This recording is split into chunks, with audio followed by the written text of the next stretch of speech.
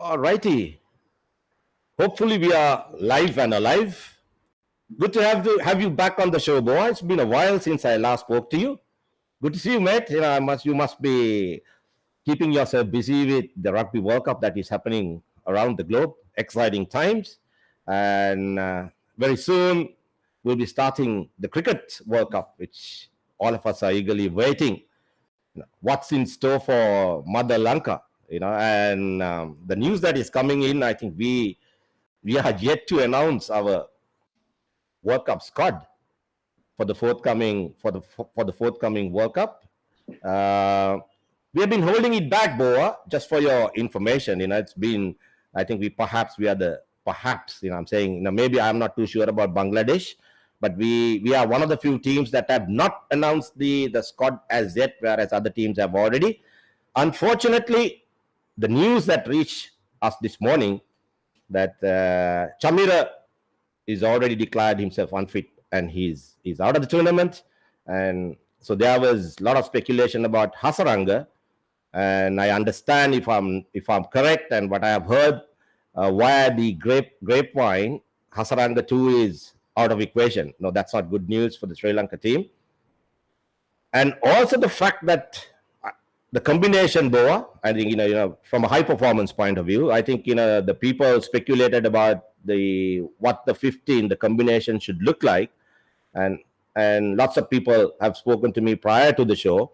And we thought that the ideal combination would be, because we'll be facing 9 games, if I'm not mistaken, someone can correct me. If I'm not right, the 15 players should consist 7 batters, 4 fast bowlers, 1 all-rounder, 3 spinners. So that's more or less, that's the combination. Now, my question is, the 4 fast bowlers that we have announced in the squad, and some of them have not played cricket for a while because they were sidelined due to injury.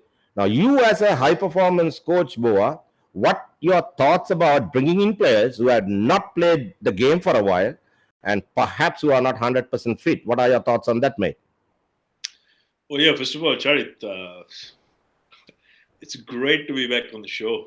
I see your show Always, is mate. now it's one of the most anticipated shows with your little crowd, and it's growing every day. And I'm really happy because I think it was like 3-4 years back, you and I had a conversation over a WhatsApp call, and I said, "Look, you got to do this. You have to do this." And much respect to you. You had the spine. You went ahead and did it, and here we are with this major following. And what I respect about you is you speak the truth, the way you see it, how you see it, and of course you allow me to do the same as well. So like-minded people sort of connecting, and you've got an audience who like and appreciate that. So first of all, thank you for that, and congratulations.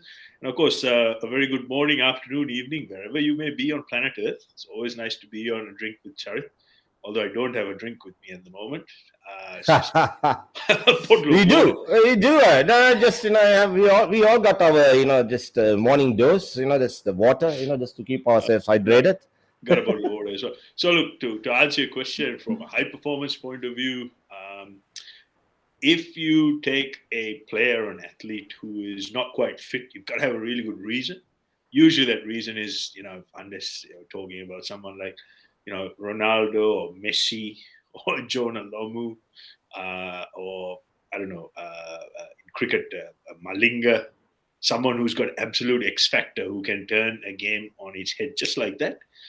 It's always a risk. It's always a risk because, you could aggravate the injury, and then, you could be without a player for a period of time. It just means you got to bring in reinforcements. So from a high performance point of view, no, it's not a smart idea at all. And also, unless it was an injury which happened all of a sudden, which was unfortunate circumstances, it probably doesn't reflect well on your systems and processes. It might even tell, what it tells me is that we're scratching we're scratching the bottom of the barrel if you're looking at guys who are 50-50, and also, you spoke about the composition of the team. Now, this is a very fascinating area now with the Rugby World Cup going on. The reigning world champions, the Springboks, they They had a game today against Ireland. It was an amazing game, cracking game. And the Springboks went in with because you loved 8 substitutes on the bench. They went in with a 7-1 split. So it's 7 forwards and 1 3-quarter. In this case, it was a halfback. So likewise, you asked me the question, ideal composition. So my question, I'm going to throw that back at you from a cricket point of view. Wouldn't that be more a case on where you're playing the competition, what type of wickets you encounter, what the opposition you're playing? So, for example, if you're playing the Cricket World Cup is in the subcontinent, isn't it? Wouldn't it then? It does. Wouldn't it then be more advisable that you take more spinners as opposed to fast bowlers? Good question, mate. Yeah, the game has evolved so much, as I mentioned earlier, and you look at your composition of the team. That ideally that you're allowed a squad of 15, and you are playing 9 games, and so which means you need proper batters in your squad. So if you're going to play, injuries can happen. So ideally, you're out of 15 that you are going to carry minimum 7 batters, because that's how Sri Lanka cricket, our team composition, the revolves around over the years, and that we have always gone with this perhaps 7-3 combination with 1 all-rounder coming in. To answer your question, cricket played in the subcontinent, it's more suited ideally for spinners. Yes, it does, but but what happens in a World Cup, you are expected to play on true tracks, boy. Just with the new rules that have come in, that so many power plays at the start, and then there's a through middleway there's a power play, and at the death there's a power play, and so ideally you need. Then again, it all depends, as I rightly said. It depends on what the venue that you're playing. On flat tracks, fairly small boundary lines, that small ground where you see that high scoring matches, that you need your 3 fast bowlers minimum. Otherwise, you can't bowl your 50 overs. So in the middle overs, you need your spinners, who will perhaps put the brakes on, who are capable of getting wickets. So it's a combination of both pace and spin. So you need that combination. So that combination can change as you go on. Then you rightly said that what happened, again, the Springboks, the Ireland game last night. I was up till 2 in the morning watching the game. Very interesting game, and the combination, the 7 forwards, and what you're talking about, the halfback. So I think that probably was the game plan, how they wanted to go with Ireland, and maybe that it did not go in their favor. And so those are all things it didn't see us. I'm just going to jump in there. So yeah, with a sport like cricket, where it's very laden on statistics, it's very statistic heavy. What's your average in a particular geographic location? So if you're playing in the subcontinent, and if you're playing against teams, because the way I look at games where there's a lot of stats involved, I really break things down. So I'd go as far as saying left-hand, right-hand combinations, the opposition you're playing, have they been more successful against left-hand batters or right-hand batters? Have they been more successful against certain types of bowlers? Have they had more dismissals in a certain area? And then that's how I would plan for a specific competition. It's no different with what I do with my rugby, depending on the location, depending on the day of the weather. I have 24 hours to announce my team with the competition I'm involved here in the Club Premier Grade here in Auckland, in New Zealand. And sometimes really good players miss out. But the reason behind that is it's horses for courses. And I would think in a sport which is so heavy laden on statistics, and there's probably only a handful of people, because you have 3 clear-cut formats in the sport now, which is Test cricket, ODIs, and T20s. So you would have certain players specializing, and that specialization would have further sub-specializations. And you really dwell into the numbers. So, for example, if it's being played in the subcontinent, you would have certain players who have scored heavily in certain venues against certain teams, and those players will pick themselves.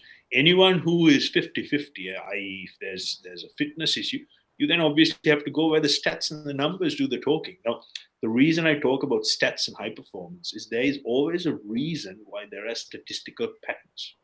I'll give you a really good example.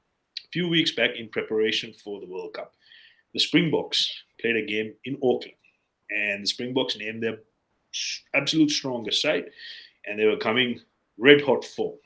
But I looked at the numbers, I looked at the stats, and the Springboks had not beaten the All Blacks in Auckland at any venue for 84 years. So that's the universe trying to tell you it's a clear signal. And, they weren't going to do it in the 84th year, they'd have to wait an 85th year. That's exactly what happened. So likewise, there's all these things playing a part, and these things happen for a reason. I can't give you a rigid scientific explanation over this podcast. But what I am saying is, when you pick players, it's got to be horses for courses. It's got to be based on numbers, success, strike rates, and it's got to make sense. You're never going to throw in someone who's never played a game against a particular opposition, or who has not had success against similar oppositions they're going to play. That is the level of detail you need to be on top of. And then something tells me that level of detail, as far as picking the Island Nations team or 15, or they haven't been named yet, is probably lacking. And if you actually dwell a little bit deeper into it, you're going to start seeing big holes. And then once you start connecting these dots, because obviously we had an absolute debacle of a final not so long ago, that will give you some of the answers for which all these questions people asking, say, why did this happen? Why did this not happen? So I just find it really interesting, CS, and that's why I just butted in. I apologize for that, but I think it's a valid point I need to stress with you.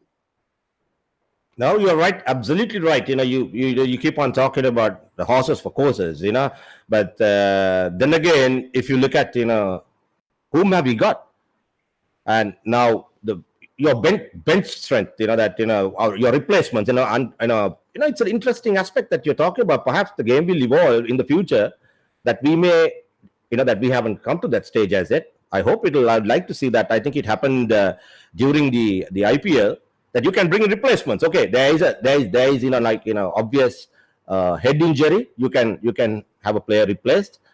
Apart from that, in cricket, that there are no replacements allowed. So you got to play with what you have, and it's the rules that are in place during my time, that if a player gets injured on the field, you can call for a runner. You don't have that luxury anymore. You're gone. So if you pull a hamstring during the game, you got to play with 10 players. That's bottom line. That's the those are the rules of the game. Now the problem we have, it will be very interesting to see if Hasaranga is not available, what replacements have we got? Whom are they going to bring in? And that perhaps one of the reasons why we held back without announcing the team till the last minute, because we didn't know the state of these players, being sidelined, and we didn't have proper replacements. And as you rightly said, it's a World Cup, and you don't go with rookies. That's what you are trying to say, that you need players who are tried and tested, to face a World Cup.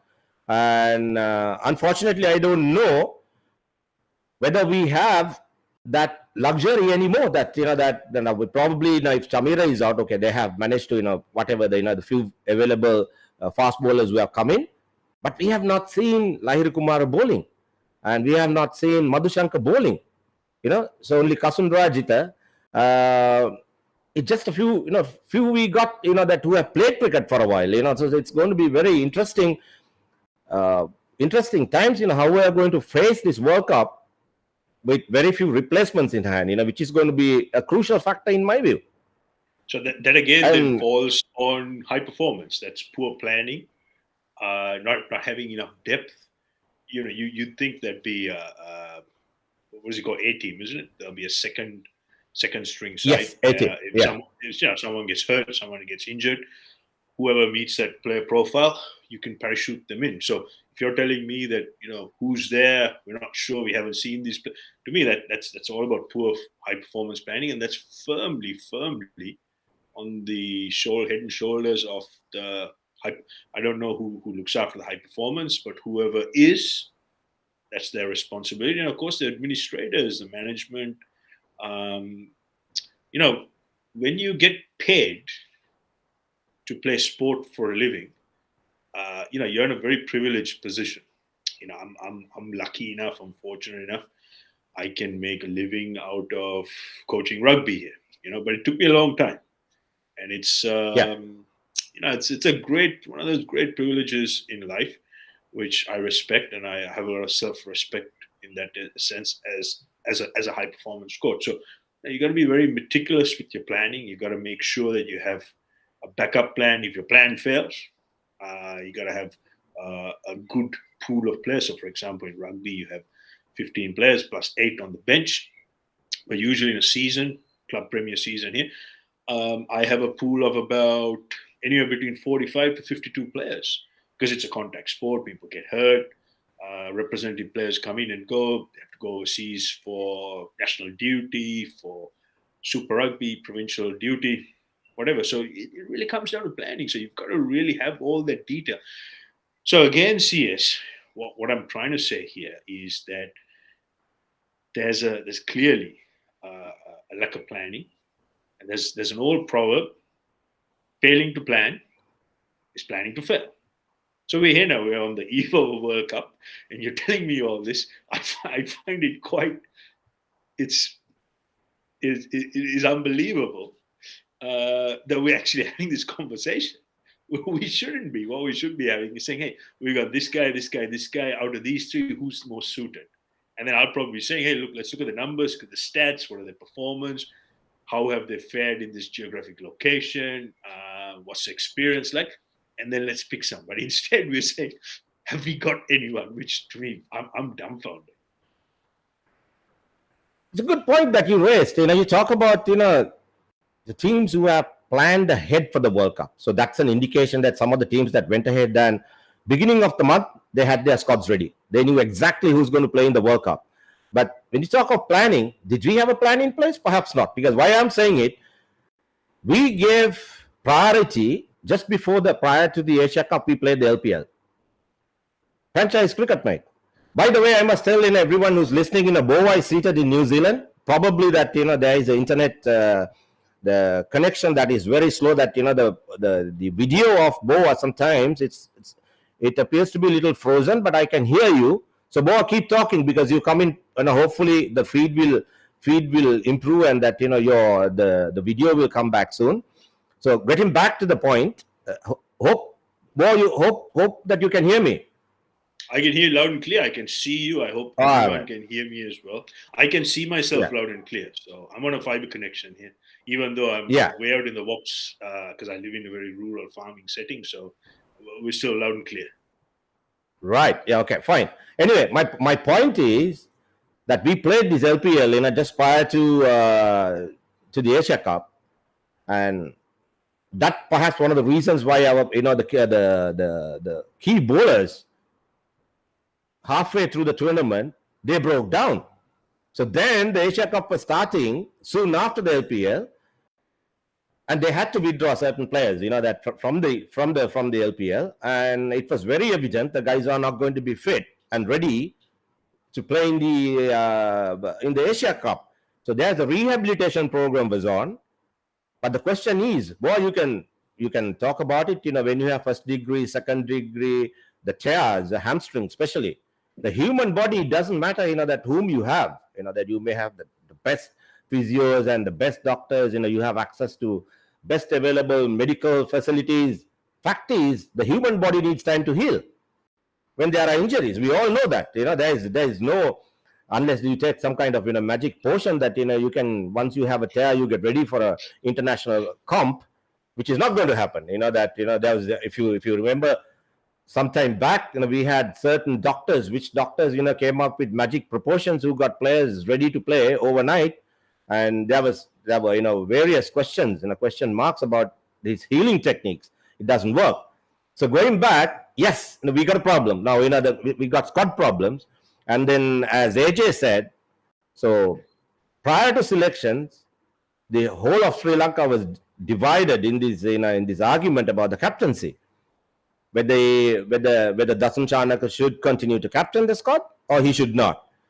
Now, very quickly, Boa, if I know that you had very strong views about it. What are your thoughts? And once you finish, I will tell you what I thought about it. But I think it's a very sensitive subject. Whole country is divided over it. And your thoughts on that, Boa? So, straight answer. You asked me a straight question. I'll give you a very straightforward answer from a high performance point of view. Obviously, we are talking about the captaincy and also to a lesser degree the coach as well, because I think it was the Asia Cup final. I'll tell you a funny story before we start. So, I was actually watching a live stream game between Thurston and Sumangala. In the hope that I could catch the second half of the Asia Cup final. Okay. So it was a very, very entertaining game of schoolboy rugby. I really enjoyed it. Texting back and forth with a few of my friends. And it was a great game. Watched the game.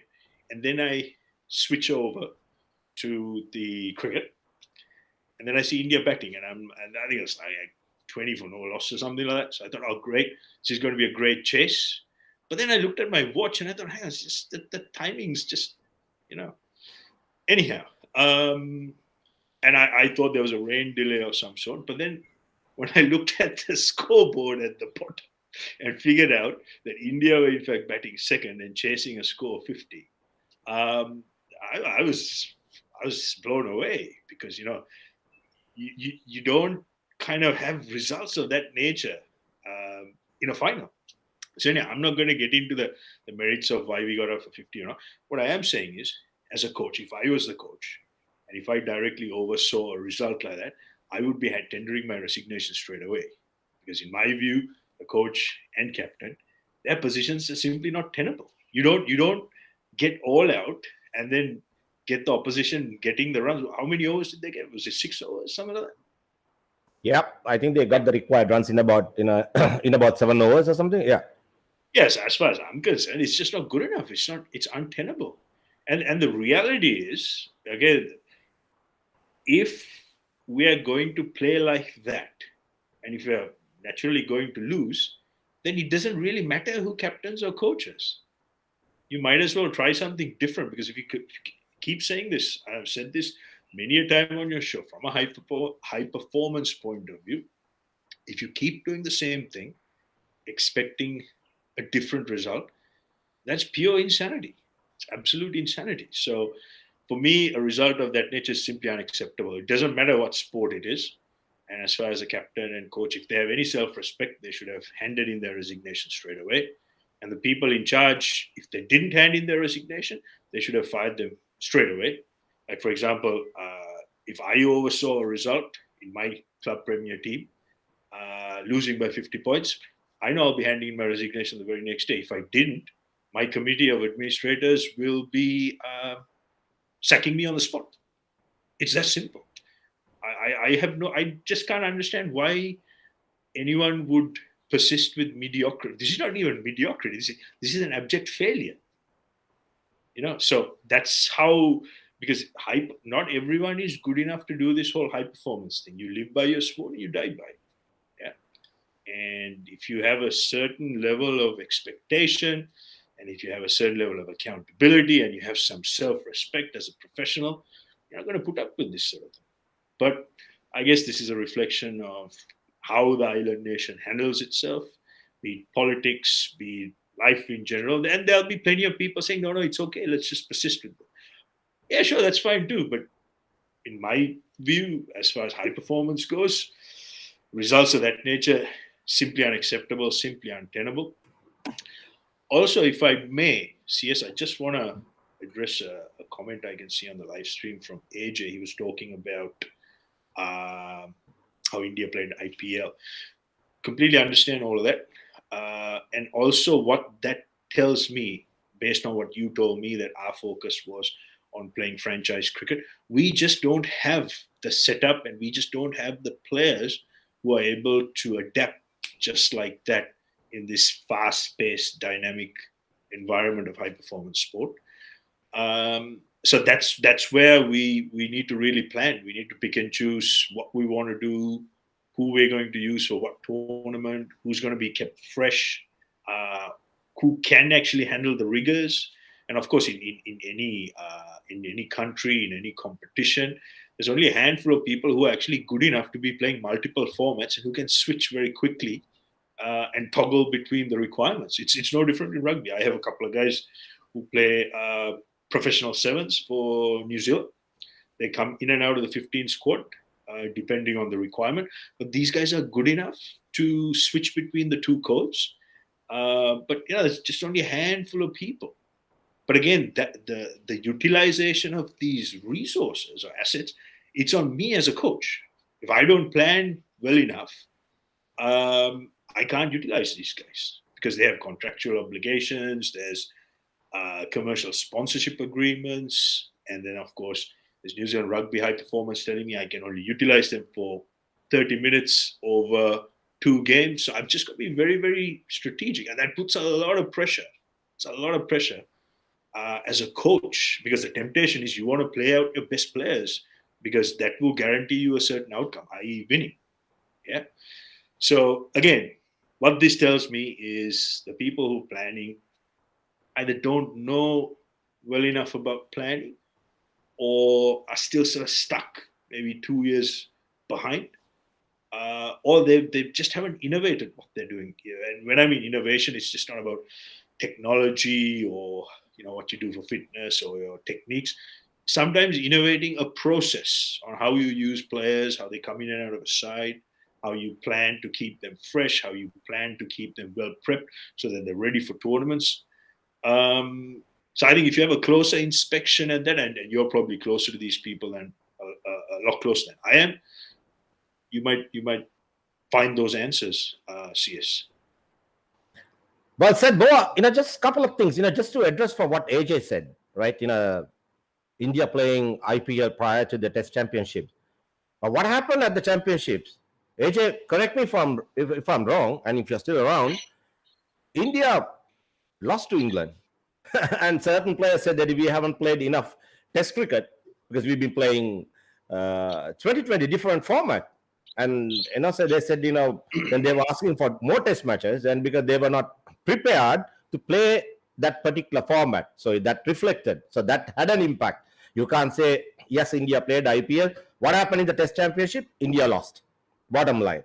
So number 2, what you spoke about, Boa, accountability. Does that happen in this part of the world? People taking responsibility? That's not going to happen, mate. It's not happening at the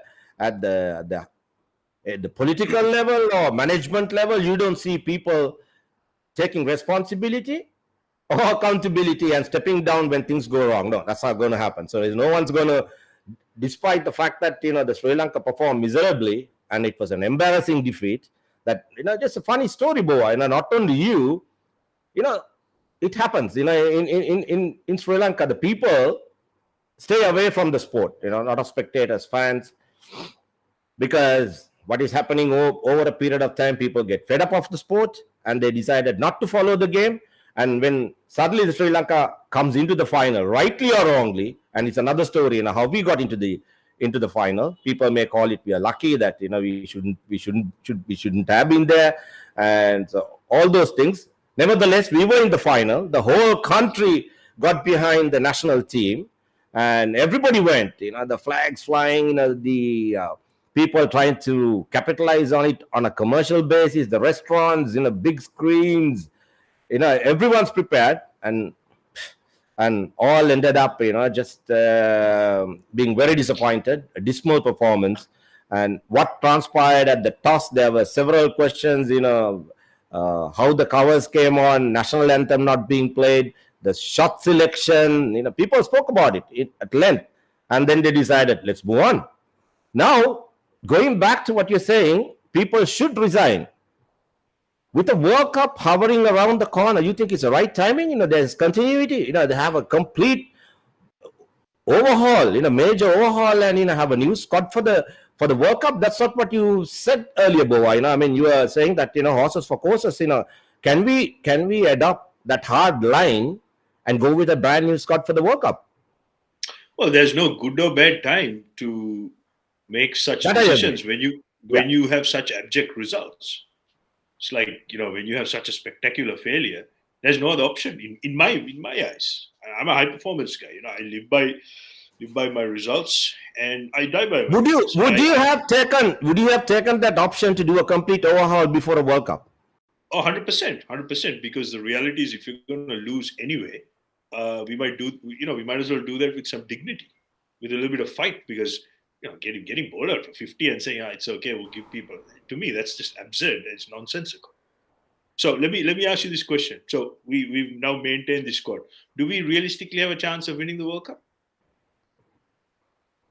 If we go with the likely, the squad that is likely to be announced, but as I said at the beginning of the conversation, now Chamira is already who is our number one bowler, who is not available, declared unfit, and they had hopes on Hasaranga, as I said that the news is that Hasaranga too is out. To answer your question, what transpired at the Asia Cup final? You think we would have beaten India with the squad that we played the final?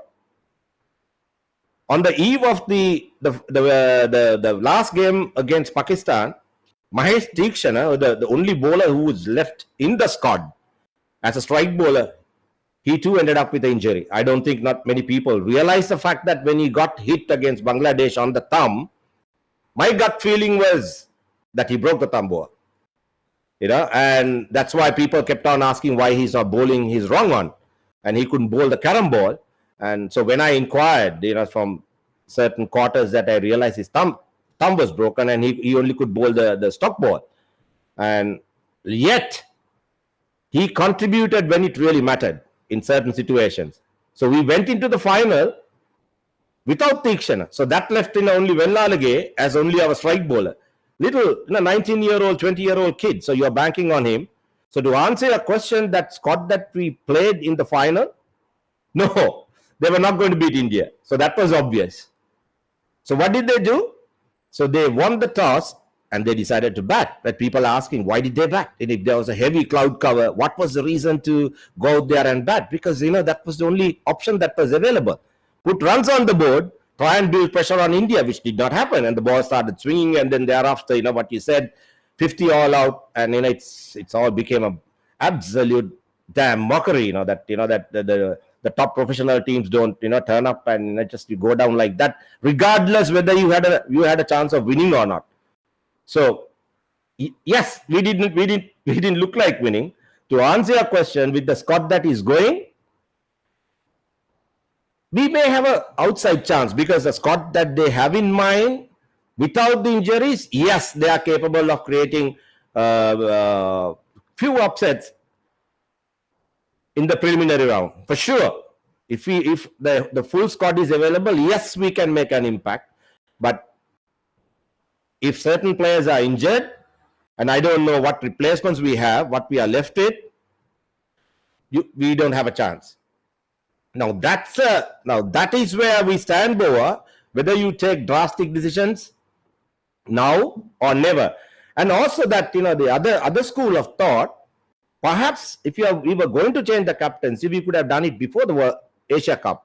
Probably at the time when we toured New Zealand, which you were, like that would have been the ideal build-up if you're going to have a look at a new captain for the World Cup. That did not happen. So I think it was way too late to make a change. But as you rightly said, there are no good times and bad times. So now the only option that is available, forget about this World Cup. Go give some exposure to some young guys who are on the bench and see what we can do. I don't know. I think that's where we are. Yeah. So coming back to the whole high performance school of thought, this might be the chance to start your 4-year cycle. Usually, sports which have World Cups, they happen in 4-year cycles. And I go back to what I said before. I don't know about you, yes, but like if I suffered a defeat, if my team, my coach here, by the way, just so everyone knows, I've coached 2 back-to-back champion sides here in Auckland, 2022 and 2023. In 2023, We broke the New Zealand club record for most points scored. I have 14 guys who are representative players. 5 of them are playing this year at the World Cup as we speak. 3 for Tonga, 2 for Samoa, and 1 for Fiji. Something very, very, very proud of. So I understand high performance. I understand what accountability is. I understand what pressure is, and pressure is privilege. I get that. So the reality is, if I were to oversee a defeat of 50 zip, I'd be handing my resignation. That tells me that it's just not good enough at this level. It just simply isn't good enough. And also, if I may add, I'm assuming the current team carries a big entourage of support staff. So all our systems and processes, planning, whatever, it's either non-existent or it has failed. So all these things need to be inspected. And there has to be accountability. Without accountability, you're not going to have high performance sport. Let me be the first to tell the audience, if you haven't heard this, without accountability, there's no high performance. You have to measure yourself, and there have to be quantifiable measurements. Without that, you're just treading water. You're just wasting time, wasting money, and you're wasting people's just viewing time. And you talked about how things went from bad to worse. So what you have to understand is in high performance sport at the highest level, where it's fully professional, there are other parts to the equation as well. Sponsors, the naming rights sponsors, because if the game goes the full quota, which I'm assuming is 100 overs, it just means the sponsors will get optimal eyeballs and value for money. It's the same with the sponsor on your bat, with the ball, the naming rights sponsor for the tournament, and particularly when you have a big TV audience like India, global audience, the advertisers after every over is finished. And then you look at the little local micro economies, all the restaurants, the pubs, they would have invested so heavily into this, So it's not. This is not just about a game of sport, a game of cricket. There's much more to this. Economies, people's careers. Everything is on the line. So I think the people in the middle need to actually understand all this. And rather than look at the outcome, they really need to focus on what their process is. And that goes for the planning of high performance as well. So what all this tells me is that they clearly have no idea what they're doing. Or they pretend to say that, yep, we're doing something, but it's not working. So if it's not working, then don't persist with the same formula. You got to change it. And sometimes you have to go make some very difficult decisions. CS, let me be very clear to the audience out there. It's nothing personal. I have nothing personal, nothing invested, and I'm no cricket expert. I'm just purely putting on my high performance hat and actually understand. For example, I've managed, professional fighters who have held world titles and who have made, big bucks on the global stage. And from a high performance point of view, I had to make certain really hard decisions where we had to remove close friends, family members from the entourage, because that's what was required to get to that next level. So this is nothing personal. We have to do what's right so that we have clarity in the process and we can control the outcome. Right now, everything what you're telling me, saying we're not sure, we haven't named score, it just tells me we have no clarity. And it tells me that we have very little control over the outcome we seek. Therefore, there is all the more reason as to why drastic measures need be taken. It's that simple, CS. I hear you, mate. That's just to tell you, like you said that, no accountability. Unfortunately in our country, the people's mentality, I'm just talking about just not cricket. We just said we'll talk about life as well. That if you tell someone, you give them some advice professionally, people take it personally. So it becomes, it becomes a personal affair. The people start, coming after you. There are consequences, there are repercussions. You suffer professionally. So as a result, people are people live in fear in this country. That's a fact. Very few people right now I can see that the guys who are commenting are the guys who are living out of this country. I'm sure that many people would listen to what you and I are saying, but they will not contribute to simply due to the fear of repercussions. That what will happen. They know deep down what is right, but it's not happening. So this is where our country is placed right now. You cannot advise anyone, even if you do it in good faith. The people take it the wrong way. So the accountability and what you're talking about, responsibility, nobody takes. Everybody's on a joyride. They are very happy to take whatever that is given to them, and they will not express their views professionally. They will all play safe. That is what is happening. Forget cricket, forget rugby, regardless. Even at the highest politics, the people who are running in this country, in the parliament, everybody is playing a survival game. And see where our country is heading right now. As a result, nobody talks the truth. Everybody hides. Everyone is scared to express their opinions. So everybody starts playing safe. That is where the countries such as India have surged ahead. The last time when I spoke to Tilan, in the podcast, if you really look at it, where the other countries are, where their cricket is, they are perhaps 10 years ahead of us. And you're talking about all that support stuff. And you ask what's that massive entourage is doing in that team? What is their contribution? To answer you, when we realized the balls were swinging, when KJP got out, so I'm just going back and forth because I can relate to that what really transpired in that game. Everybody saw the balls were swinging. So the message should have been from the dugout to the players, survive the first 10 overs. That did not happen. And everybody was like headless chicken. They're throwing their bats, that's in the air, and loose shots were played. Before we knew what, we were all gone. Yes, Bumrah was threatening. The balls were swinging. And I think the batters tried to target Siraj, who they thought that he's more threatening, looked less dangerous, but he ended up taking 6 wickets out of 7 balls or whatever. And everyone suffered in the process. All those people paid fancy prices, bought tickets, went for the game. Some of the people standing in the queues for hours before they got to the stadium, match was over. That was embarrassing, mate. That's absolutely was absolute shocker. And no one to date, no one has claimed responsibility to what transpired. So what happened after the game? People came and said, "Oh, we had a bad day in office, Boa." Do you believe in bad days? At this level, is it simply acceptable? And you go to a cup final and say that we had a bad day in office, all 11 players, including the coaching staff. I don't know, mate. What are your thoughts on that? So that's where I keep coming back to this, CS. I'm just purely looking at this from a professional high performance point of view. It doesn't matter what sport it is. If you have a failure of that nature, your position is untenable. You've just got to resign or you need to be sacked and you need to do something different. And again, this is nothing personal. This is what it is. And if there is a lack of accountability, then I think maybe until that accountability is put in place, high performance sport is probably not for this group of people. Because all what we're going to be doing is just kind of treading water and going around in circles, hoping that, as you put it, quote unquote, is a bad day in the office, hoping that we would have a good day in office.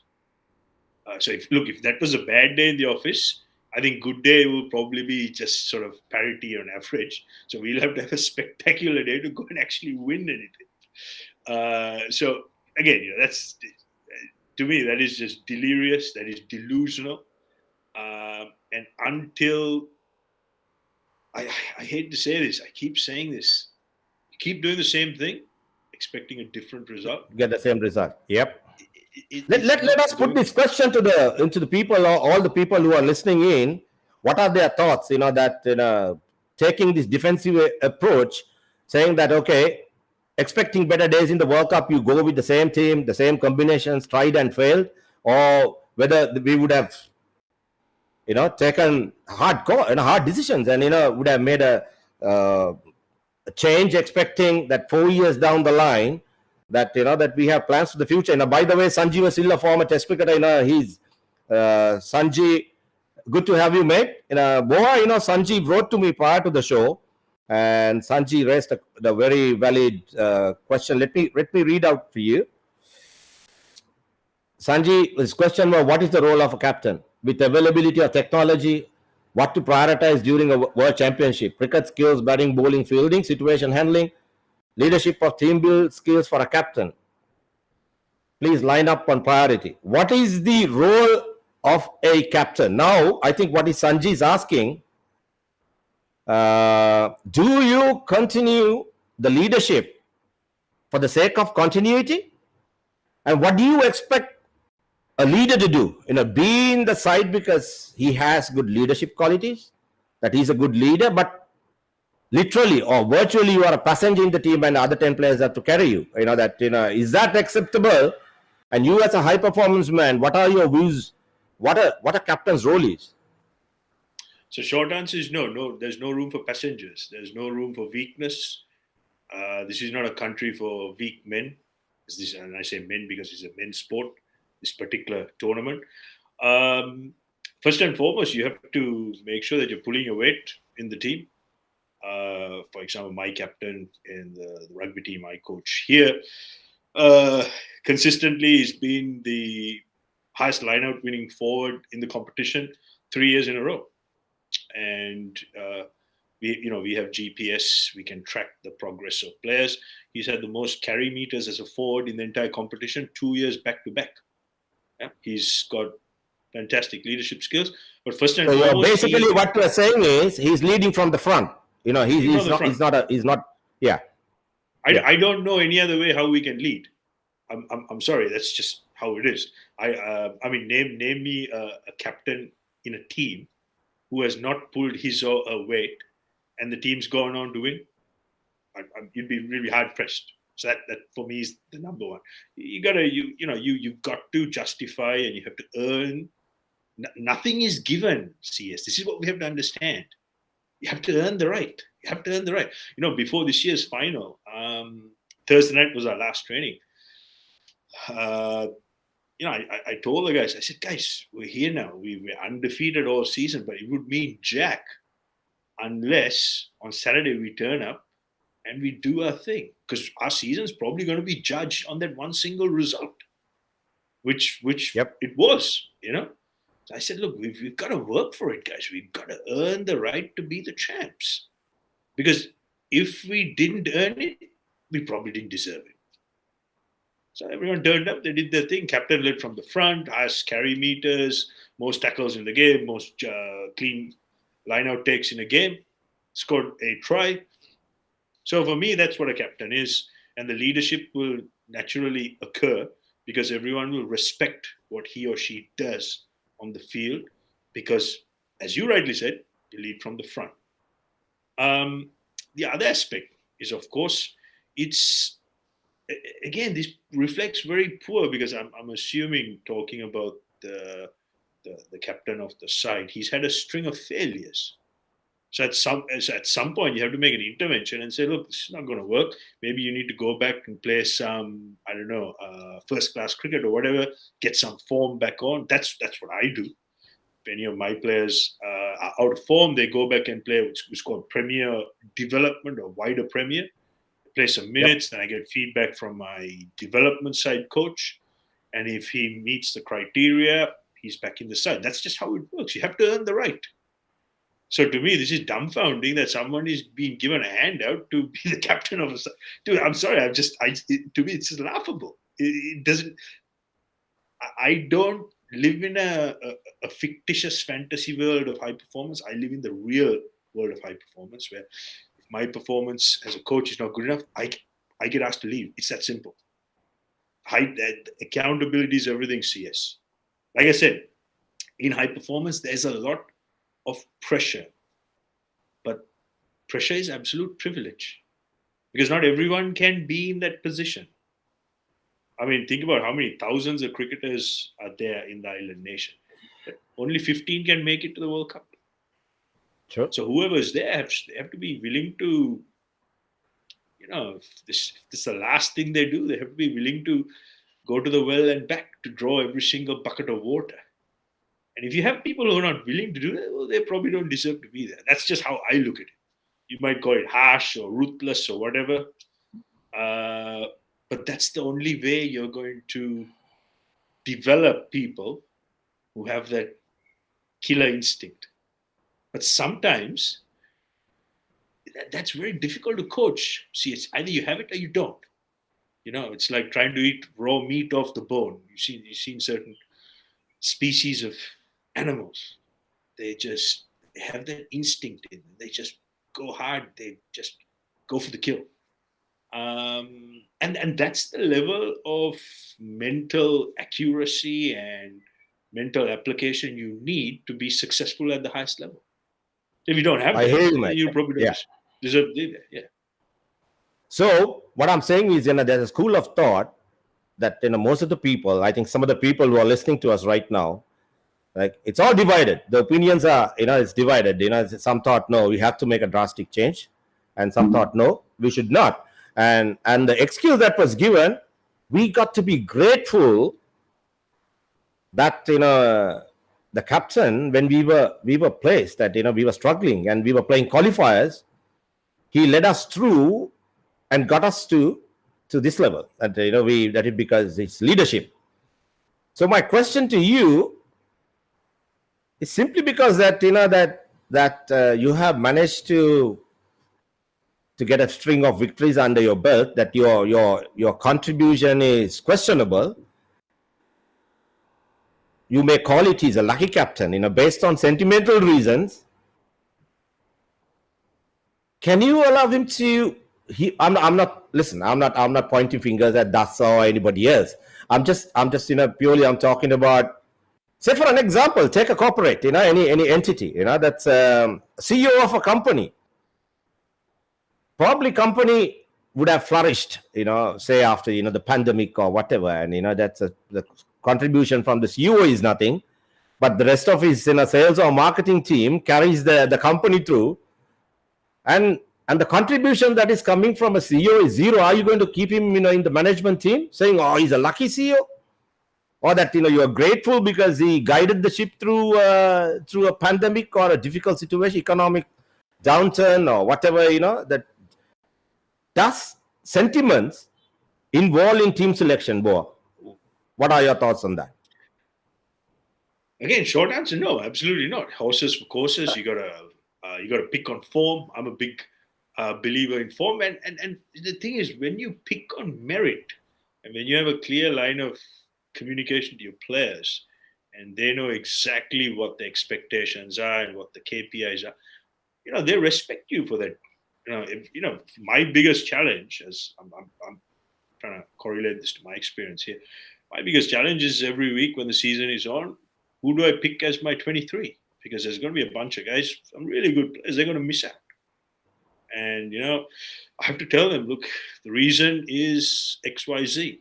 And if you work on XYZ and if you prove to me that you can, you're in. And they go and they work on it. And I've had a couple of examples where players, they were pretty average top of the season, but they worked at it and they played in the playoffs. So it's got to be an open door, and this has to be the same for everybody. So if you're telling me that, I have to pick someone on sentiment because he looks good or he's lucky, I'm telling you no such thing exists. You make your own luck. In high performance, there's no such thing as sentiment. You can have a good luck charm in your pocket or whatever, wear the lucky boots, or like, for example, I'm a little bit superstitious like that as well. Every game I have a watch, a certain watch I wear. I have a ring, I have a bracelet, I have a chain, I have a pendant. For me, that's my superstition. But my preparation is not based on that. I just make sure that we get our prep right and we have all our KPIs. So I think let's differentiate between those two. And you said something about qualifiers. So again, if you look at the form line, you got to go back and look at what type of opposition and what was the quality of opposition we played. So if you're telling me that whoever's gone through the qualifiers, I'm assuming that the opposition wasn't of the greatest caliber. So we have to keep that in perspective as well. And again, so let me ask you this question: if we were so good during the qualifiers, then how the hell did we get? How did we fail so abjectly when it really mattered? Are we chokers? Can't we handle the pressure? So all these questions need answers, and you need to diagnose it. So if you're telling me there's someone who's debatable, and there's lots of questions, and that's the predominant question, after this, debacle, from a high performance point of view, the answer is very simple. You remove that problem from the equation, and you've got to do something different. So you can ask me the question 100 times: sentiment, luck, feel good, whatever. Like I said, man, you've got to earn the right to be on top. The day you stop thinking like that, that's problem. I hear you loud and clear. That's a very interesting question what Sanjeev is asking. Do they have to follow any KPIs on selecting a captain? How would you look at your leader, regardless cricket or the leader of your nation? Are there any KPIs that one should follow from high performance point of view? Yeah, absolutely. So that depends on what your team culture, what your team vision is.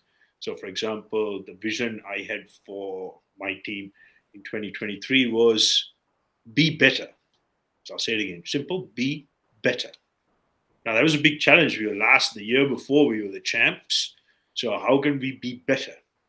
So this was something we had a pre-season camp and had a whole bunch of values where the players, the leadership group came up with.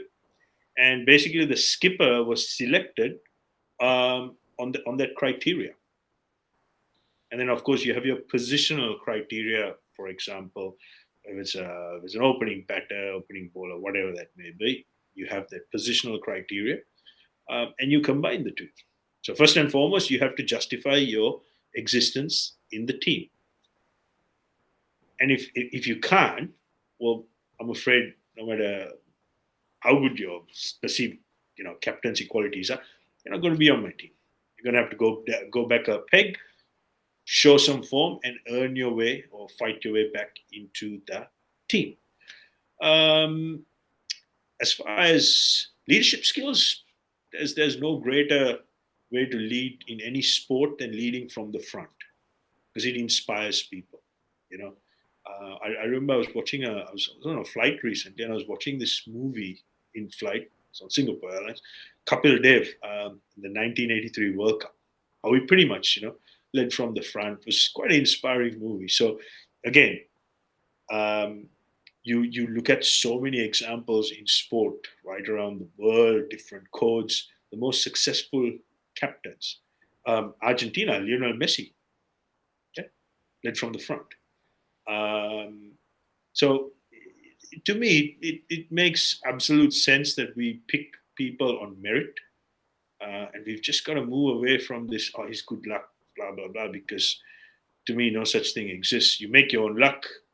If you're not good enough, you're probably not lucky enough as well. That's my take on it, CS. I hear you, mate. I think, just to ask Sanjeeva that to go a little more in depth about selecting a captain. I think that's what Sanjeev is asking. Yes, there are KPIs, going back. Again, I'm referring to, one of the podcasts that I had with Sunil Vettamuni. And certain clubs, we had traditions, Boa. I mean, regardless whether it's cricket or rugby, the outgoing captain and the cricket management, you say, this is the guy who's going to lead us for the next season, because he has earned his right, he has earned his respect, to lead your team. Now, when it comes to national level, there are selectors, there are coaches. And in your team, you have a group of guys whom you identify as your future leaders. The guys who have come through the system, they have captained under 19s, and they have performed they have captained their school teams. So you identify them as your future leaders who are capable of leading you. And then the selectors meet, and you discuss all these things, that, as you rightly said, it's just not, you spoke about Messi's and all that, perhaps, you would have been very young. And long time back, I think we were touring England with the under-19s, and England were going through a hard phase. I think Botham was captaining, they had several issues in the team, and they lacked a leader. Then they brought in a guy called Mike Brearley, and correct me if all the people who are listening to the people who knows the history more than I do. Mike Brearley was an average player, Boa, but he was brought into the side purely as a leader, and he managed to get the English back on track. then they ended up winning the Ashes. There were some fantastic, fascinating encounters. But Mike really, in his own way, with his limited, capabilities, he contributed into that team. He made it a winning unit. So I can hear people who are the reason why I asked you about the sentimental reasons. So the people who are talking about Dasun should remain as captain, they are simply looking at, okay, he came in at a stage where there were, there's turmoil and we were forced to play qualifiers. Yes, AJ, I hear you. What forced us to play qualifiers? That's another whole different story, mate. That shows, and that tells you the story, our dismal performances over the years, because there was a qualifying system. And simply we didn't have enough points to get an automatic qualifier to the World Cup. So that, we had to go through playing the qualifiers. Unfortunately, that happened in the 2020s. Again, it happened in the 50-over format, which is very unfortunate. So that's how am I going to answer that question? That my point is, Boa, now since that we have faced this situation, probably the selectors took the safe option without taking a drastic turnaround or decision saying, okay, that was a debacle that what transpired exactly a week ago. We took the safe option and we say, let's play the World Cup and see how it goes and perhaps, make decisions thereafter. So which is a very defensive method, I would say. So it's a school of thought. I asked a question from the people who are listening. What are their thoughts? You think, did they make the right decision or the wrong decision? As I said earlier, the decisions are decisions. Bo, I think you also said that. And if things go right, if things go your way, you end up being a hero. If you don't, you end up being zero. But decisions got to make. But did we make that call at this point? I don't know. I don't know. Boa. So with international sport, team sport, with captains and captaincy, let's take the personal performance aside. Let's say, for argument's sake, we have a cutout. Okay, so sentiment, we have a cutout. Then it comes down to how much winning percentages you have against certain oppositions in certain geographic locations. Particularly with team sport, which is so heavily laden on statistics. I'll give you a really good example.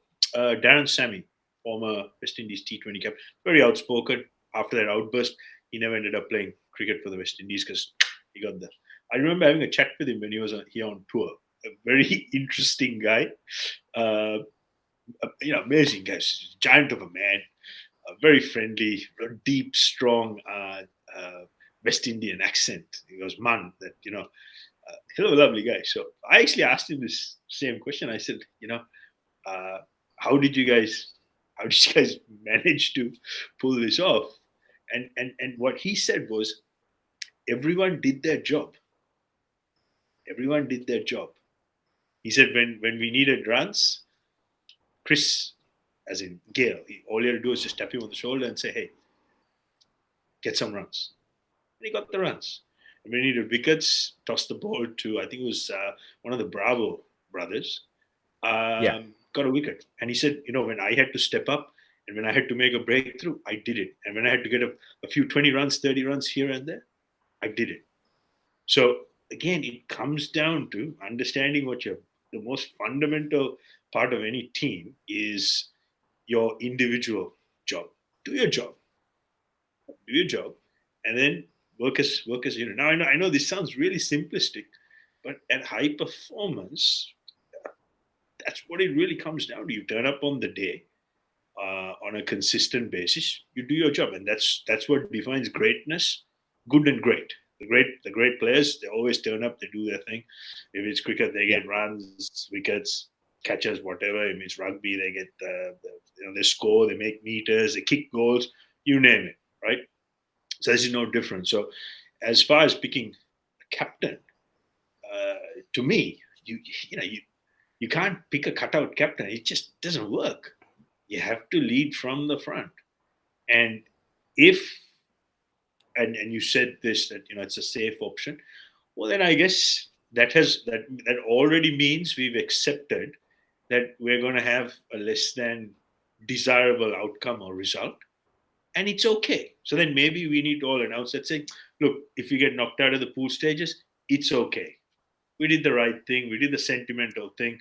Let's give everyone a hug. And look, there's nothing wrong with that, CS.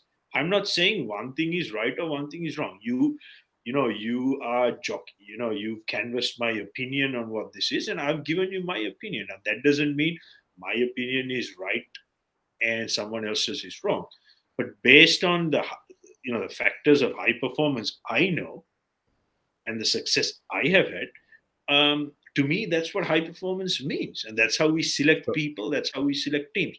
But hey, if the majority of the island nation says, "Oh, look, it's okay, it's sentimental, we can be happy," it's fine, no problem. But that's a choice we have to collectively make. And then if things don't go the way you think it should have, well, then don't complain. That's the other side of the equation. So we need to understand that. We need to accept that. And then if something good happens, let's really be happy. Let's celebrate like there's no tomorrow, which is what happens anyway. Happy-go-lucky nation, mate. It's a happy-go-lucky. It's island mentality. but let's not forget. Let's start planning for another 4-year cycle. Okay. Yep, probably. Yeah, mate. Just quickly to answer Asit, good to have you on the show, mate. The role of captaincy is to learn about the opposition, study, and to know about every opposition. Yeah, that's why that in the team that's people think that it's all done by the captain. No, it's not. There are analysts, there are statisticians. All these things are done. Your opposition is it's broken down, the matchups, and you discuss about their positives, negatives, everything is spoken. You have plans. That's not like the time that you and I played. That that the captain very rarely get the opportunity to make decision on their feet, because everything is pre-programmed, Boa. You know that how it happens. The technical aspect of it discussed, looked at it in detail, so that it's not a big job for a captain to make decisions. If you make the wrong decision, the order comes from the dugout and said, "Mate, you made the wrong decision. That's not the game plan." So those are all in the professional. That we are talking that about amateurish way of thinking. The captain leads, no, they are all pre-discussed, they are all planned. You don't go for a competition without having a plan in hand. But it's a very interesting question again from Sanji. So how are you going to rate team standing versus winning? Bo, my question to you, the rankings in the world, now say that the World Cup, what is happening, you say Uruguay and Romanians, the Georgian, all those guys are playing. So if you are ranked the number 1 team in the world, right, playing, say, the number 7 ranked team, how does it, the odds work? That your chances of the top ranked team winning against a lower ranked team winning, how does, now we saw it last night, and Ireland perhaps proved it, whether did Box realistically have a chance of beating Ireland, or that the rankings, does it really matter? So to answer your question, with odds, so this is now a completely different realm. We're talking about on betting and odds. But I'm actually happy you asked me this question. So when it comes to bookmakers and odds, they look at statistics you wouldn't even think existed. They look at everything. They look at absolutely everything. Because end of the day, money is on the line. As far as world rankings and Box and Ireland right now are the number 1 ranked team in the world based on the World Rugby Test Nations ranking point system. The Box at the moment were ranked 3rd, and they were the defending champions. Did the Box have the opportunity to beat them? Absolutely, they did. They missed 11 points with kicking goals. Had they kicked all the goals, they would have very comfortably beaten Ireland. Yeah. But the reality is, these things happen during round robin games, or pool stages, as we call it. And Ireland played. I didn't think they played the best rugby they could have. But clearly, at the end of the day, all you need to do is get the win, and you learn from it, and you be better. So as far as rankings and odds and all that goes, there are statistical analysis tools you can use. Now, I'm a stats guy. I use a lot of stats with what I do, how I prepare players, what my game plan and strategies. And if I may take that question from, was it asking about weaknesses and strengths? Yeah, it's pretty much the analyst's job. So here's a really easy scenario for everyone to digest. Let's say, for example, you're playing particular opposition. And CS, let's say you're the captain, I'm the analyst, right? Let's say we're playing Australia, and you've got a left-hand batsman who's on strike opening, and we look at his history, how he's got out, where he's got out, who he's played, what menus, where he scores most runs. The first thing I'd look at is what type of dismissal and against what type of bowler he's most vulnerable in the first 5 overs, right? And let's say the common denominator comes as a left arm fast bowler who bowls around the wicket, and he's caught anywhere between first slip and third slip. So to me, it's a very simple thing. I pass that information on to you, and as a captain, I'd expect you to pack the slip cordon, get your best left armer, and just have a decent old crack for 5 overs. Chances are you're going to get a similar dismissal. So that's the sort of information as a captain you make use of. And as a coach, it's the same thing. I look at certain oppositions, the way they play. Is it more direct approach with the forwards? Is it more expansive? And then I'll come up with my defensive strategy. And it's the same with attack. And I'd like to think it's no different with the Island Nations cricket team. But then it does not. It does not. And I can see that Sanjeev is asking what he's saying. Let's see. Do we have another captain ready to lead the ODI? Sanjeev, laughable. It is seriously, I would like to ask, but nothing against Das. I like him. He played under me, and he's a good, he's a good mate of mine, and I like the boy for who he is. What has he captained before? And how many other under-19 captains we have in the system? To tell you guys frankly, after the A-team tour to Jamaica, I personally thought DDS, which is Dhananjay De Silva, expressed very good leadership qualities. To me, yes, he's a future captain. To answer your question, he looks a potentially capable leader. But then again, Dhananjay too has to perform. So he can't be in the side for sentimental reasons. Then you have Kusal Mendis, who has captain of under-19s, and Charith Asalanka. But what you need to understand, Boa, correct me if I'm wrong, there are structures and there are systems in place. You don't appoint captains overnight. The question we need to ask, did Dasa acquire the captaincy in the right manner? So which is questionable. So he is a captain. And are we going to take it for granted? Saying that we don't have leaders, it's like saying that, there is no leader to lead our country. I mean, is that what you're talking about? So, we are quite content with what is given to us, saying we don't have leaders. So what do? So we bank on the same old leadership thinking that, our bags are, our pockets are empty. I don't think so. I think, the leaders, you identify your leaders, you give them the opportunity, and if they are capable enough to shine, that's your captain. And as Boa rightly said, you do the same things over and over again, you have the same results. I don't know, Boa, whether you agree with me or not. Yes, there are enough capable people. Well, just to answer Sanjeev's question, look, I'm assuming there's a leadership group in this squad. I mean, that's a high performance. I know, for example, the team I have a leadership group of six players. These are all well-respected guys. They're starters. They're not benchmen. They all start. They must start because they're good enough to hold a starting spot. And when my skipper, because rugby is now a very, very tactical game. Sometimes, skipper, I'll sub the skipper at 60. We'll bring reinforcements. And then, we know who's going to lead the side in his absence. And if that person is not there, we know who that next person is. So, we have a very clear structure, and there's absolute clarity, and everyone understands why that person is going to be the on-field skipper. We have a spokesperson for the team. 9 times out of 10, it's me. And then, it's just, you've got to have a leadership group. So based on what you've told me, I'm assume. Again, I use the term assume. I don't like to use the word assume because for me, the definition of assume is makes an ass of you and me. But the reason I'm using the word assume is there's a lot of unknowns here. And that's probably why a squad hasn't been named, and we're waiting for the 11th hour because there's too many unknowns. But what you said was very promising. There are potential skippers, and again, when things get this bad, I mean, what's there to lose? I mean, really, come on. It's to me, it's got to make sense, and forget technique, forget technology, forget high performance.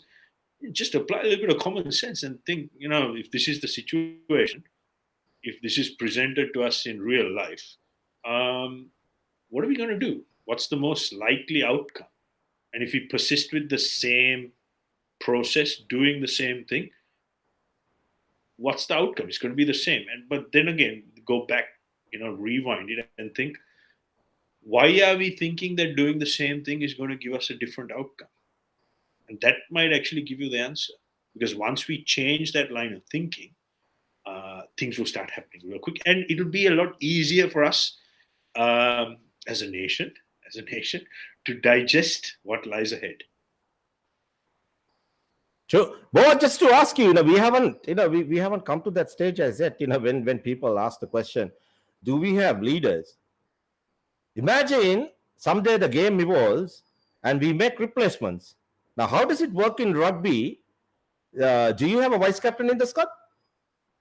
I do. I have a vice captain, a captain, and Okay. as I said, I have 6 players in my leadership group.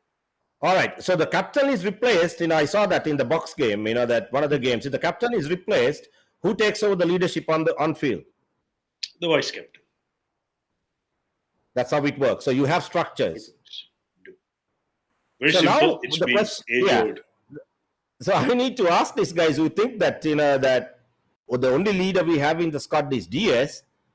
What happens if DS gets injured during the tournament? So does that mean that we don't have others to lead? I'm just there are it's laughable if you think that that the only reason why DS is appointed as captain because we have no follow-up captains or we don't have leaders in the group. No, which is incorrect. So they're coming to what Ravi had said. With modern sport is on the as always on the money. So simple. It's so common sense. That. The decision making got to be based on performance and high performance, as you rightly said. It's not on sentimental reasons. It's a point that I keep on saying. I'm trying to stress this to people who are listening because people don't want to listen to you, mate. They think, no, it's the right decision. We perhaps, I don't know. I know my gut feeling is, but it was a very, it's a defensive, safe decision option that was taken. So that Boca. It looks that we may end up that with the after the tournament also participated. I hope I hope and pray I'm wrong, and that we go with whatever the available resources and we make an impact. Otherwise, it becomes a competition that we also ran. I think that's where we are heading. I don't know. Yeah, and look, CS, just to add on to that, like. I can understand to a certain degree, having lived pretty much all my adult life outside of Colombo. What I can say is very much a cultural thing as well. If you look at the cultural context, it's just the way the narrative which has been pushed in the island nation for so long and how people think, and that's a true reflection of where the country is at. And there's only a handful, when I mean handful compared to the rest of the population, only a handful of people who would think outside the box and who would be classified as risk takers. Because what you're saying about this whole decision about changing captaincies, it will be seen as a huge risk. Yeah, I mean, I just keep going back to what I said before. After a result which is that bad and that abject, as far as I'm concerned, there's no coming back. So, you've got to look yourself in the mirror and have an honest assessment and say, look, we need to do something different. This is how we're going to do it. But that's the beauty of high performance sport. You live by the sport, you die by the sport. It's a double-edged sport, but you have to have the skill set and process to make sure that sport is sharp enough, and you have the skill set to make use of that sport as a tool so that your process stays sharp and you get the desired outcome. I can give you dozens of examples where this sort of thing, trying to persist with a failed example, and in major sporting teams, like for example 1994, I can remember the Brazilian football team. Big Louis was the coach, and they lost in the final, and out came the knives, and then immediately he was sacked. And then the post-mortem took place, and they said, hey, we should have sacked our captain when we just barely qualified, blah, blah, blah. So, again, I hope I'm wrong, but sounds like this is going to take a similar narrative, and when everyone crashes and burns, everyone who said, oh, we did the right, safe thing will turn on a dime, this like that, and out will come the knives and say, oh, we should have done this. So, again, how many times have we seen this before? You've probably seen this more times than I have. But again, just putting my high performance hat on, it's got to be accountability, and any decision has to be justified based on evidence. If the evidence says no, it's not likely, well, then you have to change what you're doing. It's pretty much sums what I have to say. Yep, and good to have you on the show, Marlon. Always, very nice, technical, critical, and pretty much, straightforward. Keep it, he says the lack of both the tactical and technical ability. Batters were guilty of not being able to play a moving ball. Yes, play with hands away. Okay. Well, quality of Kusal Mendes and Dasun Chanaka length and were castled. But if you look at the coaching staff themselves, who among them really have faced such situations? The entire coaching staff's lack of international exposure, as international players themselves was exposed. Chris Silverwood, he played just okay. Here we go. Navid Nawaz. Yes, he would have taken a lot of time to write this, mate. Himself has played only. Very articulate, Marlon. Yeah. Nice to have you on the show. Marlon can certainly give coaches a few tips on how to dress, because he looks very smart in shirt and tie and suit there. How coaches should turn up for press conferences. I can afford to say that, because whenever I'm in front of the media, I'm always in shirt and tie, because I've got to present myself as best as I can, and that's probably a reflection of how much care you have for your team. So now, Marlon, thanks for your contribution. Always nice to have you, and you look very smart and very professional on your profile pic. Brilliant. Yeah, he's Marlon is asking what are our thoughts, that on the coaching staff and the players. But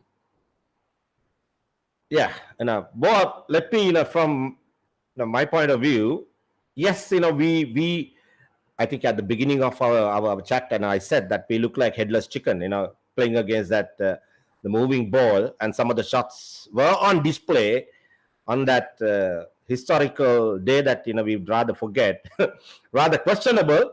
Even to talk about the technicality of the game, the guys did not last. Getting out first ball, second ball, and they wouldn't even, without getting a feel of what the hell is all about, and they were just throwing their wickets, which is questionable. Well, to me, the shot selection and their approach was rather questionable. In my view, it appeared that they want to finish the game and everybody want to go off. It's true that the people were tired. It rained all the time, Boa. Very questionable that the India-Pakistan game was suddenly given an extra day, and which the luxury that other teams did not have, which became very questionable. So then when you tend to question the credibility of the whole tournament. The rules being changed. The rain was forecasted on that day. The rains came down exactly at 3 o'clock, and then the weather report said the rain at 8 o'clock. Boa, it's rained, bang, straight on 8 o'clock. The rains came, and it rained the following day too. So lots of things that happened in the meantime. That I must say. Covers came on, the covers came off, the inspection was announced 3:30, the inspection came on at 3:28. By the time I put the TV on, thinking that game would start in around 3:45, the game has already started. National anthems were not sung, which a very good friend of mine thought otherwise. I checked up on it, and I'm saying factfully that the national anthems were not done, and the covers, the inspection was not carried on, was wicket was not looked at. The game started in a jiffy, and it all happened. To me, it looked like someone has given the orders, finish the game before 8 o'clock. People may not agree what I'm saying. Unusual coincidences. I think, look, yes, we'll not go too much into that reach because it's difficult because there's a lot of unknowns we don't know, and you might land yourself in a bit of trouble. What one thing I can say? So game was. Hang on, Boa. Let me just to answer Marlon's question. If the coaching staff is skilled enough to serve at that level, correct me if I'm wrong. I think the concept has changed. You don't have to play cricket at the highest level or have to have 100 test caps under you to become a great coach. On the same thought, the guys like we had, Trevor Bayliss, Graham Ford was considered great coaches, and Buchanan's, and those guys, they didn't play 100 test matches and at the highest level or all that. If you take football, right, and to become a great manager, they don't have to play in the national team. The game has evolved because the fact that the technology that is available. I think to me a coach is more man management. Yes, of course, you got to be knowledgeable about the game. You have to have first-hand experience, what is going on in the middle. Yeah, but I don't think that you necessarily have to play million games to become a good coach. What do you think, Boa? I know that's right. There's two ways you can be a coach, particularly at high performance. One is obviously, it would make sense, and it makes the job a lot easier if you played the game at the highest level and you can transition. Or, for example, you can do what I've done. I've spent 21 years coaching pretty much all age grades, and I've evolved and coached club premier grade for 4 years now. Out of the 4 years, won 2 championships, including back-to-back. So, again, you've just got to be a really good student of the game. You never stop learning. You got to have a really good team you can trust as well. I've got a great team I can trust. For me, the number one criteria to be part of my coaching teams, I got to be able to trust these people. That I know that if they have to work on a certain skill or unit skill, it gets done to the degree which we expect, so that we can absolutely control the outcome. So there are two ways. Now, another good example is Sir Graham Henry, one of the most successful All Black coaches in history. He's never played the game at the highest level, but I recall this very well. I was at a workshop he ran about 15 years ago. He proudly said, I've been an apprentice of the game for 25 years before I became the All Blacks coach. So you never stop learning, and some people are far better coaches than they are, or they have been as players.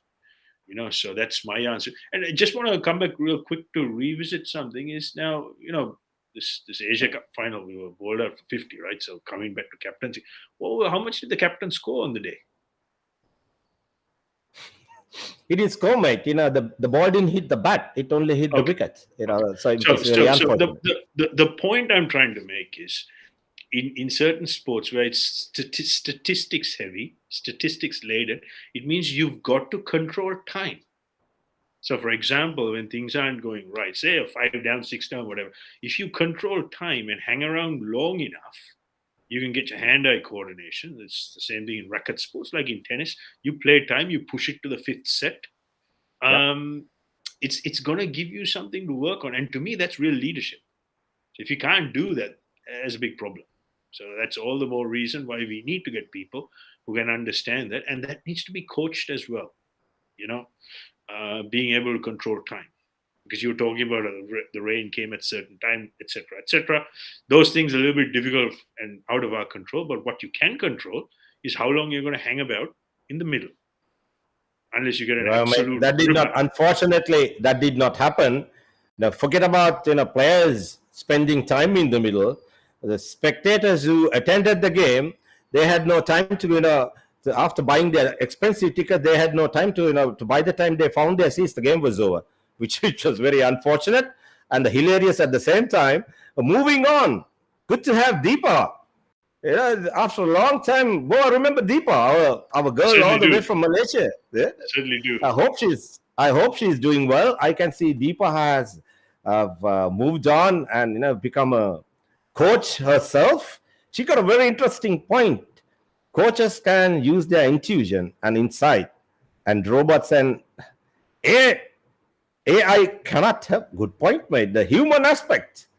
I think 100%. it's 100% Deepa. I think just you can have all the technology at your fingertips, and I had the analyzing staff and your support staff, the batting coaches, the bowling coaches, but you may not have that human aspect. Yes, which I totally agree with you. I mean, just that's where I said, Boa, I think you need that your man management skills to be in order to become a top coach. You have to have the ability to your hands on, feel the pulses of the players, the build up to a game, and to understand your players, the positives, negatives, their mental, the mental position, and like all that really matters. That's Absolutely. For me, CS, what coaching is about is taking something really complicated, deciphering it, and really simplifying it, and I put it on a platform for all my players to understand with absolute clarity and absolute simplicity, and then they can go and express themselves. That's what, for me, that's what coaching is. That's what it has taught me, particularly the last 5 to 7 years, coaching at senior level, understanding the players, their capabilities, utilizing the leadership skills. Am I going to be more coach driven, or is it going to be more player driven? Where do we be coach driven? Where do we draw the sand in the line? How do players take accountability, and how do they thrive? Because if a coach is really super successful, right at the end, the coach, his or her role becomes redundant, because you would have coached your players so well that when it's time to perform, they just know what to do. All you have to do is just sit back and just enjoy. I have to say, I haven't achieved that status yet, but there were moments this season I felt like that, and where the players came and say, "Oh, look, we just knew what to do. We just knew what to do, coach." And I just sat back and I said, "Yeah, well, just we've gone through this 1,000 times. You've got the skill set. You know what the options are. You absolutely did the right thing, and the outcome was, it was a foregone conclusion." So for me, that's what coaching is all about. You don't necessarily have to play the game at the highest level to know that, or learn that, or be able to do that, but it will certainly help. true. That having said that, no, you brought us a very interesting point. Say that you have done all your homework and you have brought your troops ready, battle ready. They are ready to take your opponents on, and things don't go according to plan, which, like our coach said, had a bad day in office. So as a coach, you feel that you have done all you could do. That's like, you can take a horse to the water, but you can't get the horse to drink it. And your team fails. Are you going to take responsibility, Boa, if the team, that because you said that he should have resigned or should have been sacked? Whose decision is it that if your team Absolutely, because underperforms? the point I'm trying to make is, at this level, those days, they don't exist. They just don't exist. CS, not at this level. If you were playing age grade cricket on a Sunday league, I can understand when things go really bad. At this level, because it's what I call test nations playing each other. It's the highest level, and that just goes back to your preparation, your mental preparation, how you manage your um, personnel. Because if you go back and ask the coach and say, "How did you prepare?" I'm sure they'll say, "We prepared to the best of our ability." Well, then, if you say that, and if the outcome is this, it's just completely unacceptable. It doesn't make sense. But if you go back and say, "You know what, we actually didn't train, we didn't do nothing, blah, blah, blah," which I'm sure they won't. They'll say, "No, we did everything we can." But you see how counterintuitive that is. I can say that because I coach coaches, and I'm a coach educator as well. When things go wrong, coaches become very defensive, and they say, "No, no, no, we did this, blah, blah, blah." Well, then my question is, if you did all that, then how come things went so poorly? Can you explain to me, as if I were a 8-year-old, how things went so bad? But if they came back and said, "No, actually, you know what, we didn't do anything all week. Our preparation was abject, and that's exactly how we perform." Because you play the way you train.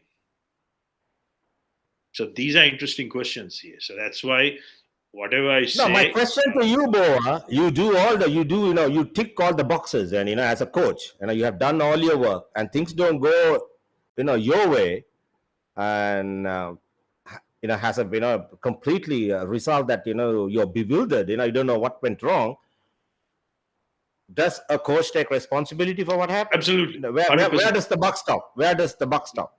With the coach and captain, 100%. At this level, it's a coach and captain. There's no escaping that fact.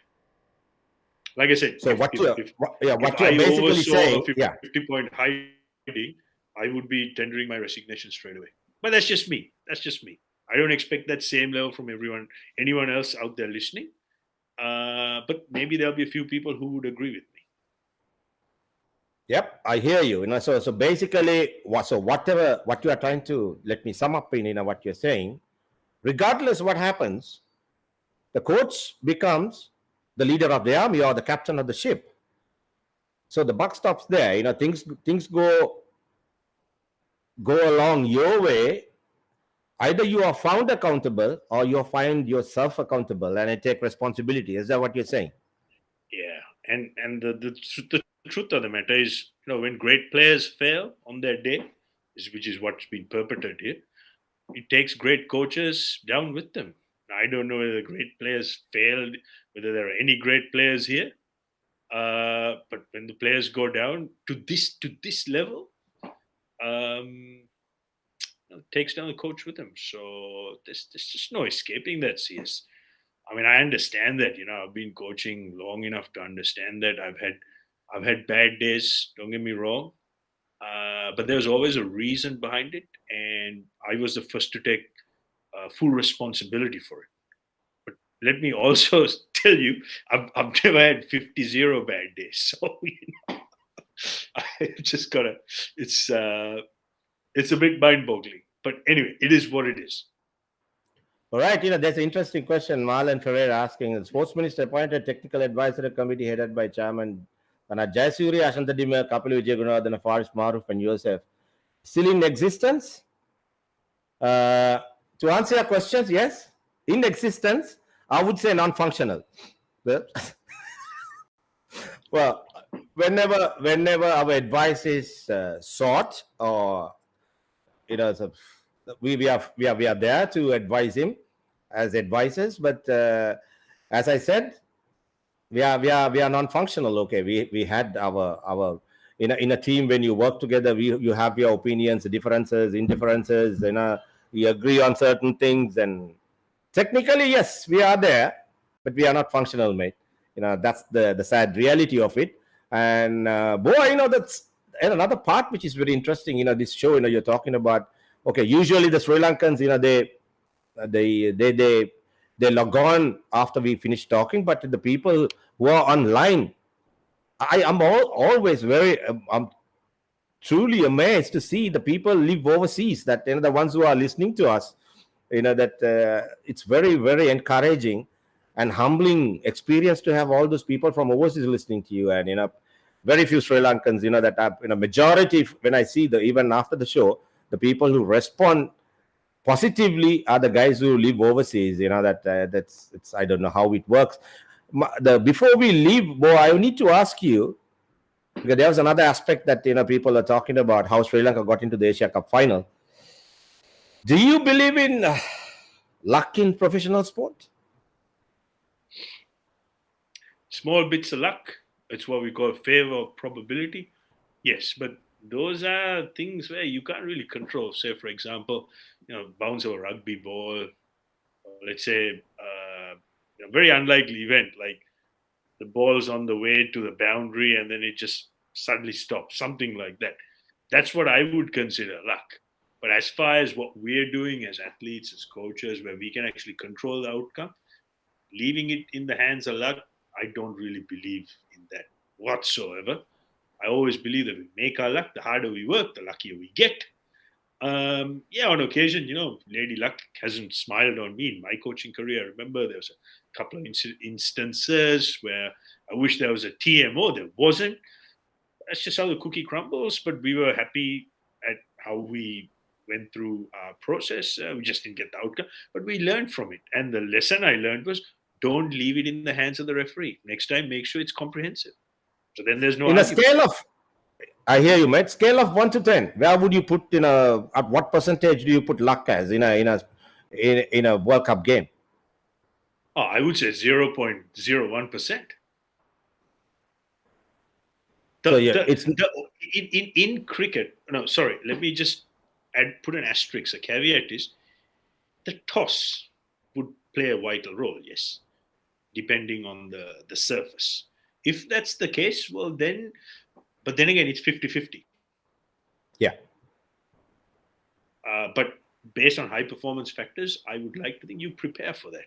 Say, for example, if you're playing on a surface which is going to favor the opposition who has certain fast bowlers, for argument's sake, I'd like to think you'd prepare in a certain manner that you could combat that. Yeah. Yep. Yeah, you mate. Both questions are coming. Yeah. Questions are coming thick and fast. This is something that we forgot. Thank you, Dr. Sivali Jayakrama. Thanks for being on the show. It's always a pleasure to have you. And it's a thing that we discussed about it offline, but we couldn't. What about the physical condition of our players? Is it too much of cricket?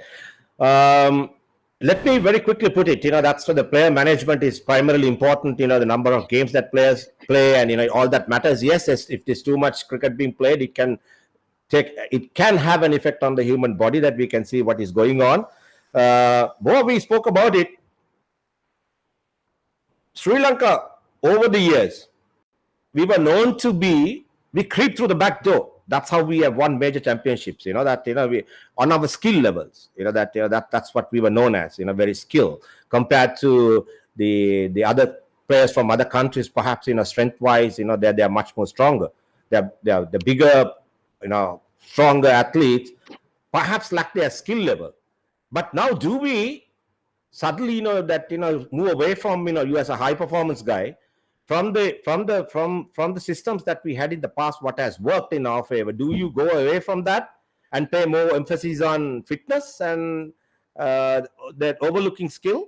What are your thoughts on that? No, probably not. And what this tells me is that we haven't really evolved in that space. Because if you tell me that 10 years ago we could get through the back door because of a certain skill set. So my question then to you is: do we still have that skill set? Or has that sort of skill set gone lesser? So it's just getting that equal. It's like one of those equalizers. You've got to give up in a certain area to gain in certain areas. So with physical conditioning, the way professional sport has evolved, absolutely you need to be athletes first. But then there are certain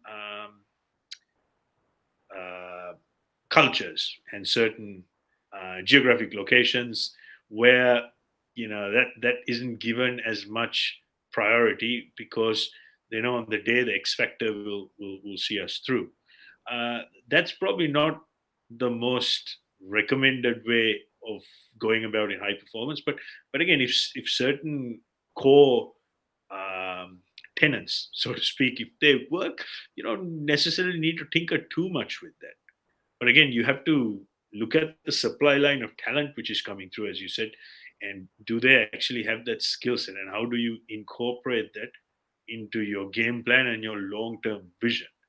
But at the same time, how do you adjust and plan over, say, 8 to 10 year or maybe 8 to 12 year cycle, that you start seeing more athletes with better physical conditioning coming in? So as the game evolves, then this won't become a problem.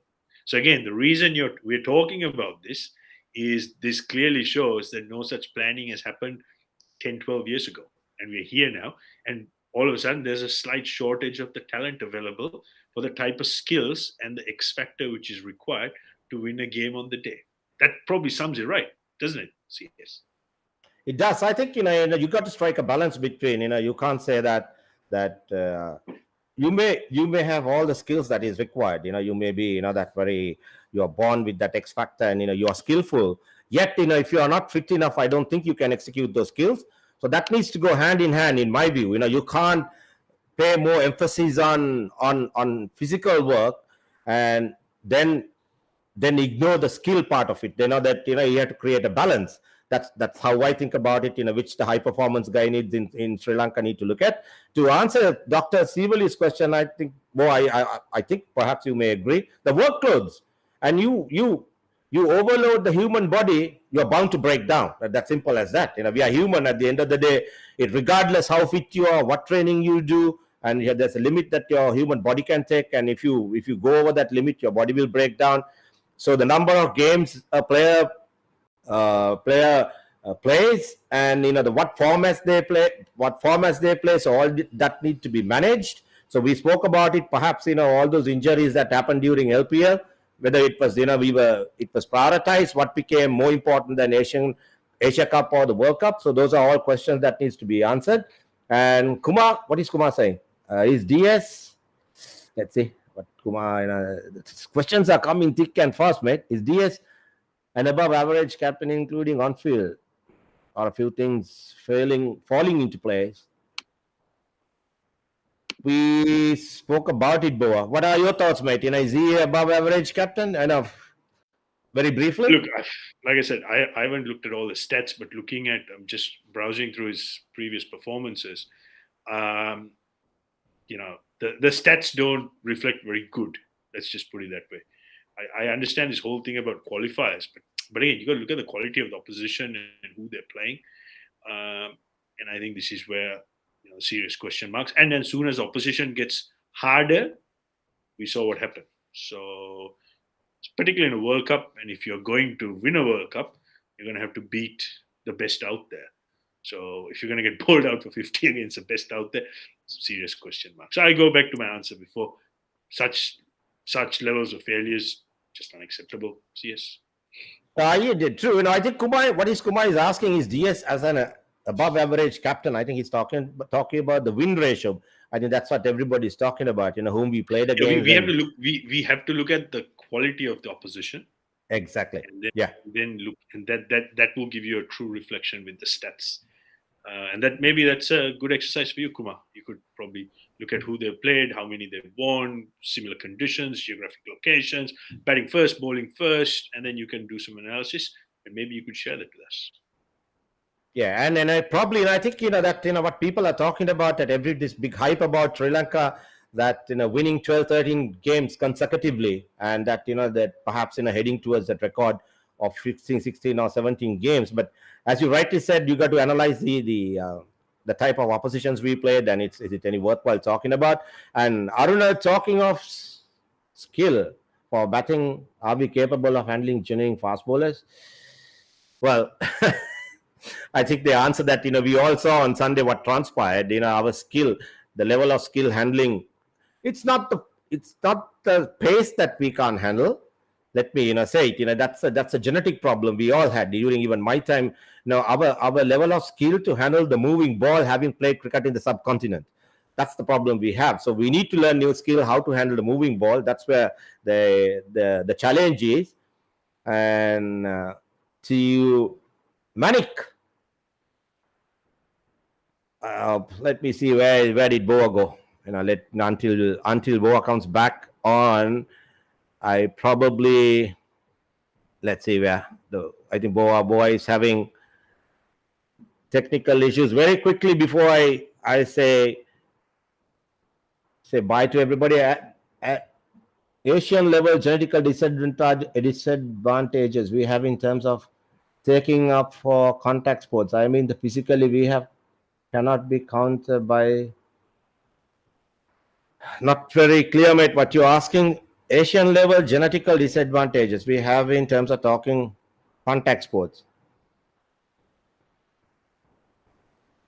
Contact sports, yes, Manik, just a little I understand what you're saying. Good example, what is happening at school level rugby, that we excel at school level. Thereafter, we have failed to excel at international level. So if you're talking about physicality at playing rugby being a contact sport, no. There's definitely there's a disadvantage being Asian and playing a contact sport. That's why we do not excel at that level. And but cricket being more skillful, that is where we have performed. As an international sport, I can't think of any other sport. If you talk of physicality, perhaps that we have shown some sort of improvement when it comes to athletics. It's very encouraging, and we have done well. I hope we continue to do well, and so that's where I think that's where that's what I think. But I don't know where Boa is right now. I can't get Boa online. You got to accept the fact that Boa is connecting all the way from New Zealand, and sometimes it's very challenging to keep a constant when you do a live podcast. The internet, the technical problems, and it tends to vary at times, and you lose the audio video quality. That's part of the game. That is because it's I go live on air, and hopefully Boa can join us before we say bye. And if any other questions that anybody quickly would like to ask me before I say thank you very much, and until next time, that's give me a couple of minutes and to say that whether anybody wants to quickly get in touch, that I can. All I have to say is thank you very much, and it's always a great pleasure talking to you, interacting with you, being with you, learning from you, listening to you. There are many factors that why I do my show. And big thanks to my I wouldn't call them sponsors, the people who encourage me, support me to do this show, which more than anything else I do it for my own sake, for self-improvement, to learn. And I enjoy doing it, and I learn listening to you, talking to people like Boa. It's always a pleasure. And until we meet again, it's been a long day, long chat, and see you guys soon. Have a great week, and keep tuning in. Please support. Just go to YouTube, and I appreciate that you guys can click on that subscription button, show your love, your support, and have a great day. Have a great week, and soon we shall see you on the other side from another talk show. Until then, goodbye. Take care. Bye-bye.